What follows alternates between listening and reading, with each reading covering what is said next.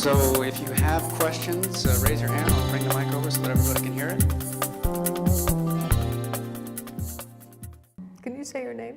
Oh, my name is William. My question is about the government. Is it true that they target doctors and hospitals, blowing them up? They do. They've targeted doctors and hospitals since the beginning of the uprising, and I have met doctors who are now running hospitals in southern Turkey. In Syria, as in most of the Arab world, there is the Red Crescent Society, which is the same as our Red Cross. It's a religious symbol, and theirs is the crescent. All the people who worked for the Red Crescent were warned, threatened, that anybody who treated a protester would be jailed and subject to torture themselves. Doctors were targeted, sniped, killed. As the revolt widened, there were many organizations, including a group of Syrian American doctors called the Syrian American Medical Society. And they decided that they would help set up clinics in rebel areas. Doctors Without Borders, based in France, also sent medical teams into Syria to treat children who were targeted by bombs, protesters who were shot. Many of those clinics were bombed. The problem is, it is even more dangerous for doctors to work than it is for journalists. Just this week, there was a barrel bomb attack on Aleppo, which is actually the largest city in the country. It's in the north, and it used to be the New York of Syria. It was the financial capital, and there was a hospital on the rebel side called Shifa Hospital. And it's about the third time this hospital has been hit by barrel bombs. And what a barrel bomb is, it's really an awful weapon. It's a barrel, and it's packed with explosives, nails, crowbars, projectiles. It's cheap to make, and the regime pushes it out the back of a helicopter, so the targeting is not great. So maybe they weren't actually targeting the hospital, but they know what neighborhood it's in, and these things fall and explode and just take whole buildings out. So yes, Vice is correct. There's been extensive reporting on how dangerous it is, and remarkable stories about how brave some of these doctors are in sticking it out, staying in these clinics, saving people's lives. The death count would be a whole lot higher if it wasn't for these doctors who are inside Syria risking their lives in these rebel areas. And they treat both sides. They have also treated regime soldiers who have been injured as well. It's not that they are just treating the rebels. They do, some of them have been treating both sides, but it is a very dangerous thing to do, to be a doctor in Syria these days. When I consider all the large-scale events in the world vying for attention, why should I pay attention to Syria when it's so far out my jurisdiction to do anything meaningful to influence it? I think that's a very fair question.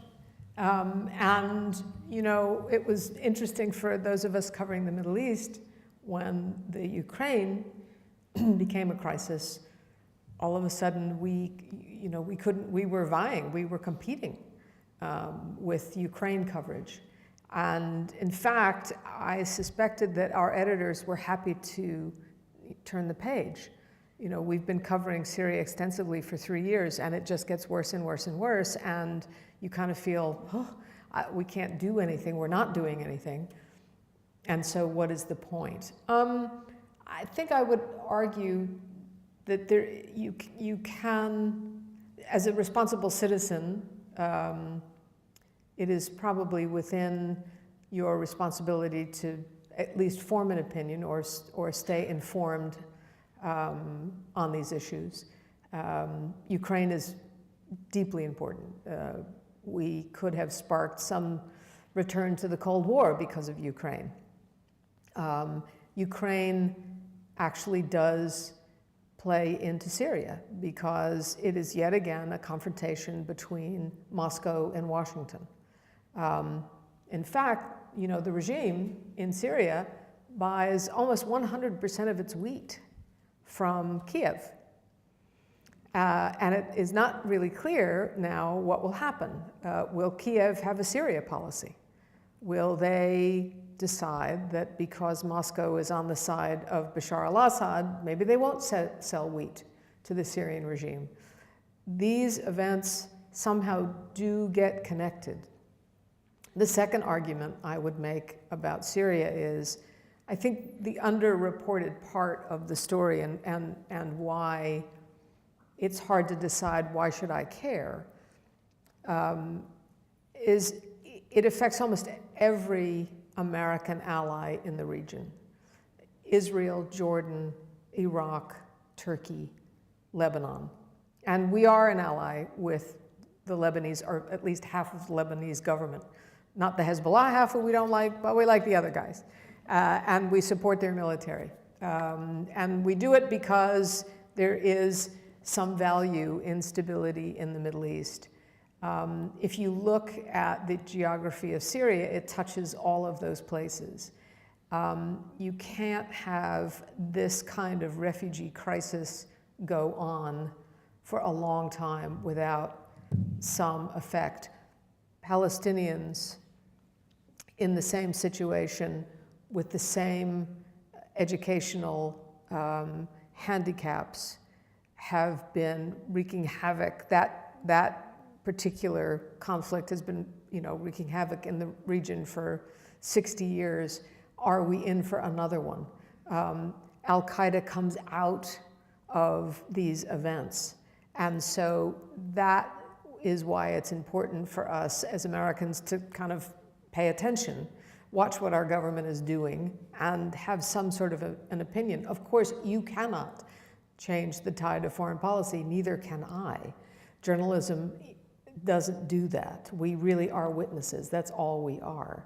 I don't think that we change anything, but I think it is part of a citizen's responsibility to have opinions about these things that are informed. Hi, my name is Phyllis. I'm interested in the problems of just getting the story. And I'm just wondering, are you fluent in Arabic? And how did you become the correspondent in the Middle East? Was that a long-term interest that you had? It was just youthful adventurism, to tell you the honest truth. I just wanted to go abroad. I come from a small town in Florida.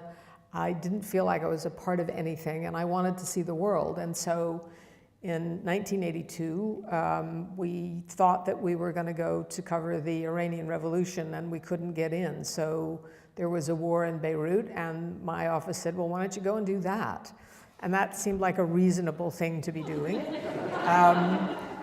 I had no dog in the fight, one way or the other. I arrived not knowing there was such a thing called Ramadan, where Muslims once a year for 30 days don't smoke or eat. When the sun is up, I didn't notice. But it was, as a reporter, it was a formative experience to watch violence on that scale. I often tell the story of arriving at the port of Junia, and there were people water skiing when we got off the boat, and I thought, what kind of war is this?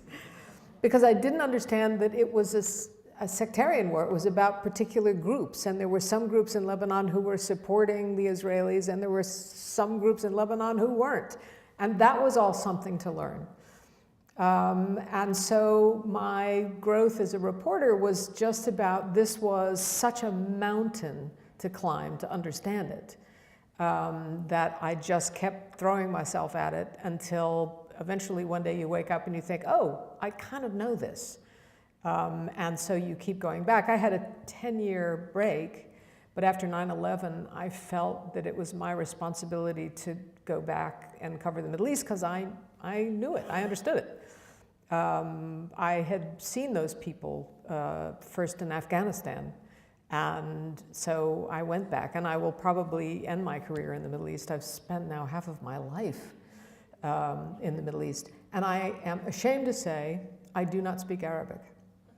I never stopped to take the 2 years that it would take me to do it. And if there is any student in this room, I'm going to tell you now, go learn a language. Do it now when you're young and you've got time. It will serve you well. It's the most important skill that I'm missing. I am embarrassed every day that I'm there. And people say, oh, you must understand a little bit. And I say, I actually don't. I can talk to the cab driver and I can order my food. And if I was kidnapped, I would just say, I'm telling your mother. And that's about it.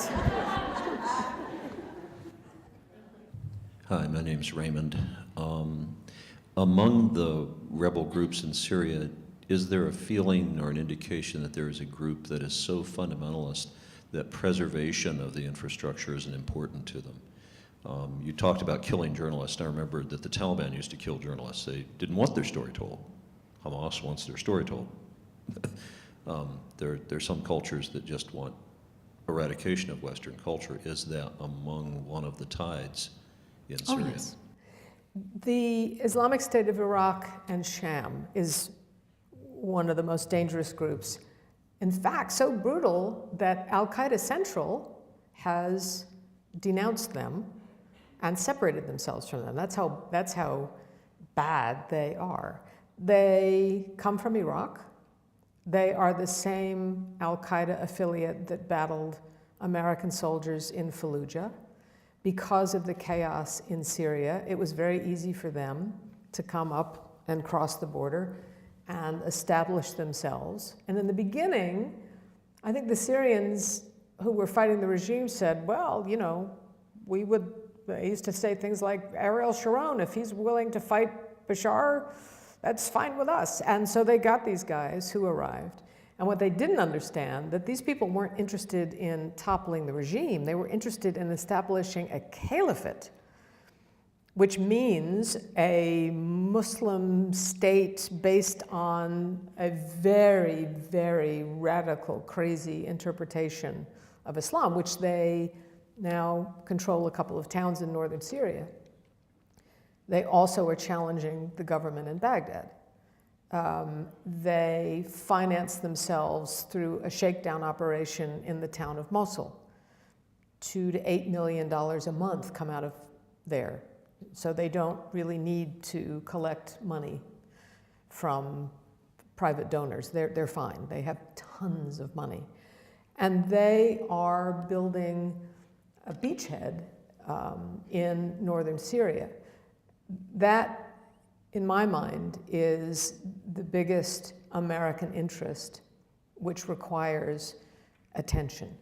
The longer they are allowed to remain without a resolution of this crisis, the harder it will be to eradicate them. And they are attracting hundreds, if not thousands, of young men from France, Belgium, the United States, England, because these European kids can get there. And every day I read, you know, Arsenal football star from Birmingham, England, has gone to Syria, and you know, they take selfies. You know, yo, brother, I'm doing the jihad, and it's just an extraordinary phenomenon to watch. And most Western intelligence services are terrified about these guys because they are getting real-time battlefield training in Syria. We've all been to this movie. This is the beginnings of Al-Qaeda in Afghanistan. When, you know, 9/11, we discovered, hey, there were training camps, and there were films that they made about, you know, getting ready to take down big buildings in the United States. This is all happening again, and it's happening in northern Syria, which is why it is imperative that we put our minds around this. I mean, it's probably the real answer to you that, you know, okay, Ukraine, it is a fraught conflict between us and the Russians, but you don't have jihadis training in Ukraine. and you do in Syria, and that is incredibly important. You described our foreign policy towards Syria as unfocused. So I'd like to promote you to Secretary of State and hear your response on what we can and should do. And I guess a related question, do you see any possibility for a non-military outcome that would be generally acceptable? I think at this point, no. I think at this point, the best hope for resolution is finding some diplomatic resolution. Look, being the Secretary of State is above my pay grade. So I'm going to take the easy way out on that one. But let me describe what I see and what I have seen over the course of these 3 years, which is a constant fight within the administration. The latest one that we see is it's Samantha Power and John Kerry versus General Dempsey and Chuck Hagel. We have both John Kerry and Samantha Power calling for more training of the rebels, stepping up weapons to the rebels, and Dempsey and Hagel saying no. And so those arguments are played out in the press, but no decision is taken. Neither side ever wins, so nothing happens. Last year, my favorite moment in U.S. policy was John McCain figured out how, well, he wrote the rules, how the budget works. So all of a sudden, the rebels were getting $200 million worth of non-lethal aid. And all that McCain did was that the authorization had already been given in Congress. There was just no budget attached to it.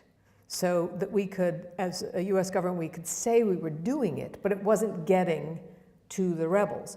So it was one of those end of the year things, you know about this Christmas tree game that they all play right at the end when the budget's just about to be passed. You throw in, I'll have a bridge here, and I'll have a pig farm there, and I'll have a chicken farm.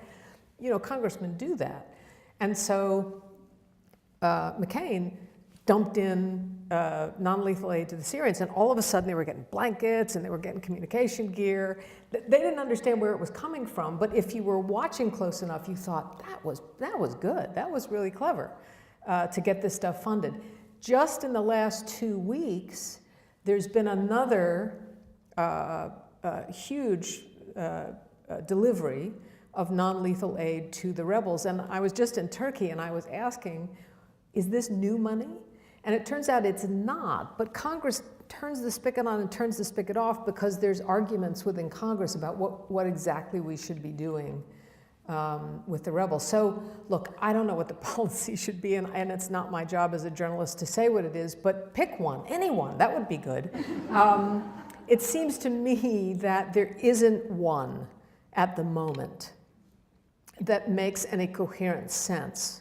You could go the military route, you could go the diplomatic route, all of those would be reasonable. But what I have been watching over 3 years is an administration that started saying Assad has to go, okay, without any backup to it. They stop saying that, but they say he's not a legitimate leader without backing it up. And so I think, the region is looking for some kind of leadership, and they feel they don't have it. That is what you see when you're in the region. And the frustration is not, it also comes from American officials who are trying to carry this thing out. There are people who are based in Amman and Istanbul, and their job is to implement $200 million, $400 million, whatever it is, in non-lethal aid, and it's really hard for them to do their jobs. And they are also very frustrated. That doesn't answer your question, but I don't know if I can answer your question and tell you what the policy should be. Hi, I'm Kylie, and I was wondering, you had said that the refugee population had a high amount of uneducated children. And I was wondering if there was any attempt to try and educate, and if there isn't going to be like, what do they plan on doing? Is there any plan at all? There is, I may, if I give the impression none of them are in school, that's not quite right. There are schools in Zatri, there are schools in Lebanon, in Jordan, there's double sessions run for kids. But what happens in a lot of these cases, first of all, when children are out of school for 2 years, it's really hard to get them to go back. They're 2 years behind, and they don't want to feel like dopes, and so they're not motivated to go. But the second thing that happens is their parents can't work. Legally, they can't. As a refugee, you're not supposed to be working. Of course, everybody does it under the table, but the easiest thing is to get your kid to work. And so you see it both in Jordan and in Lebanon, where kids are out doing farm work because they're cheap and small. They have little hands and they can pick things. On the street in Beirut, you see kids selling, chiclets. Their parents have to pay the rent. When there's no refugee camps, you have to pay the rent. And you have to find that money somewhere. Eventually the money runs out. And you now are in survival mode. And there's a lot of kids who are working. If refugee officials had their way, of course, these kids will all be in school. But there's only so many families you can get to send their kid to school. They have to be able to survive. And that really is what the problem is. Even in the temporary city, like where there's no buildings, is there's any attempt of education there either? There is, and I have been in schools in southern Turkey that are run by Syrians, who they talk to the city, and there's 400 kids. But look, there are 2 million refugees. More than half of them are children. That's what the numbers are. And so it's great that 400 kids in southern Turkey are going to school and being taught by Syrian teachers who came from Aleppo and set this school up. They got rebels to, anytime they were in a city and they could, inside Syria, and they could get some of the old textbooks, they would bring them out. So they were using Syrian textbook, Arabic, because in Turkey, of course, there's a language problem. Because these kids don't speak Turkish. So they needed their textbooks from home to learn in Arabic. And that was great, and it's a lovely school. But it's for 400 kids. And we are talking about 1 million who need help. So it's not that nobody is in school, but the numbers are really quite overwhelming about the kids who are not. I was wondering if you could talk a little bit about your translators. Who do you use and how many? And if you have time, a little bit of like nuts and bolts type stuff about when you go, where do you stay? And I love my translators. It's the most intimate relationship you can have without sex. I have some that I've worked with for years. I know their children. I know their families. It's how I learn. It's the thing I do that, because I don't speak the language, it's how I learn the culture. I'll give you an example. In Syria, there was a moment that these billboards were everywhere, and it was a picture of a living room and a bathtub, and in the bathtub was a watermelon. And it was for a bank. And there was no text. So even if I'd spoken the language, I wouldn't understand what it was. And I saw them, and I finally said to my translator, I said, "What is that?" He said, oh, that's a ad for mortgages. We just got mortgages. We hadn't had them before. I said, "What? I don't get it." He said, "Oh, it's a picture. The picture is about if you own your house, you can do whatever you want. Like have a watermelon in the bathtub in the living room." And I started to ask around, and every Syrian understood it. I didn't. But, so much of language is about culture. And so if I was a fluent Arabic speaker, there are plenty of journalists who speak pretty good Arabic. They still use translators. When it works, it's like, I don't know how many of you know The Hitchhiker's Guide to the Galaxy, but there's a wonderful reference called a Babel fish, and it's like a fish you'd put in your ear. And That's what it's like with a good one.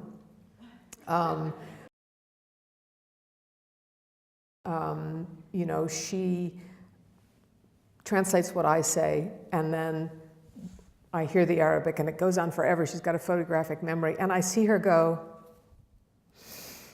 and she says it. And she says it with all the emotion that the speaker has just said it. She shortens it, because she knows about radio, but she gets the essence of it. And so I can slap that right over the Arabic, and you will feel like a Babel fish has come into your ear. That's a good one. That's a fabulous translator. Some of them aren't as good as that. I just had one who I loved, but his English wasn't great, but I needed him because he saw things that I didn't understand, and I could ask him about it. And I could fix it later, or I would do I would take his translation, clean the English up, and I would do it myself. There's a couple of strategies that you do in radio, because what you're always thinking about is the listener. You know, I don't want to break it for them. They need to feel like it's it moves, and you're not, halting because the English isn't good enough. You need to be able to hear the emotion of the voice and understand what the voice is saying. So there's different strategies for different people. It just depends on who you're working with. I have one that I work with, and his English is American perfect. And even if it's a woman, I'll use him, because you have that Babel fish moment with him, where he doesn't kind of get in the way. But, we spend all day together. They go with me wherever I go. And we talk all day long. So we're always talking about the story and which one is the good one and which one we're going to use. It's really a remarkable relationship. And sometimes I think that is the only good part of not having learned the language, that I have that relationship. Now, what I see with younger journalists coming along, I worked for 3 companies who had decent budgets in my career. Younger journalists don't have that advantage. Almost all of them speak Arabic, who come out to the region. And they learned it in college. They knew that they had to do that. They will not be able to afford translators. They won't work for companies who will pay for it. So already there's a transition in journalism. And they'll just be different. It'll just be a different system. It's not that we were better, they were better. I tend to think they'll be better, because the information is going to pour in on them. My window is narrow, because I can't watch the news and understand it. And that's too much trouble to ask somebody to do that every day. Nobody really does that. So there's a whole bunch of things that I know that I'm missing. And younger journalists are already way ahead because they do know the language. And you had another question, but I think I answered most of it. So how about we give Miss Amos a very nice one. Welcome.